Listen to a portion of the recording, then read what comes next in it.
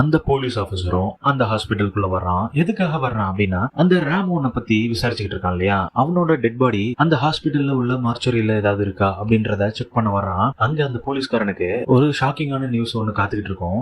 அந்த மார்ச்சரியில வேலை பாக்குறவன் என்ன சொல்றான்னா, நிறைய துப்பாக்கி சூடு நடந்த டெட் பாடிஸ் எல்லாம் இருக்கு. ஆனா ஹாஃப் அன் அவருக்கு முன்னாடி வந்த ஒரு 3 டெட் பாடி இருக்கு. அந்த 3 பேரையுமே ஒரே ஆள் தான் ஷூட் பண்ணிருக்கான் அப்படின்ற மாதிரி சொல்றான். அதை எப்படி நீ சொல்ற அப்படின்னு அந்த போலீஸ்காரன் கேட்கும்போது, அந்த 3 பேரோட ஷூட்டிங் பேட்டர்ன் இருக்கு இல்லையா, அது ஒரே மாதிரி இருக்கு அப்படின்ற மாதிரி சொல்றான். ஃபர்ஸ்ட் 2 பேரை செக் பண்ணி பாக்குறான். அது யாருன்னா, 2வது கொலை நடக்கும்போது மேக்ஸோட காருக்குள்ள இருந்து திங்ஸ் எல்லாம் திருடிட்டு ஓடினானுங்க இல்லையா திருட்டு பசங்க, அவனுங்க 2 பேரை தான் இவங்க பாத்துக்கிட்டு இருக்காங்க. கடைசியா 3வது ஆளை பார்க்கும்போது 2வதா இவங்க ஷூட் பண்ண அந்த சில்வஸ்டர் கிளார்க் தான். இவனை பார்த்து அந்த போலீஸ்க்கு ரொம்பவே ஷாக் ஆயிடுது. ஏன் அப்படின்னா, ராமோனும் சரி இந்த சில்வஸ்டரும் சரி ஒரே கேஸ்ல சம்பந்தப்பட்டவங்க.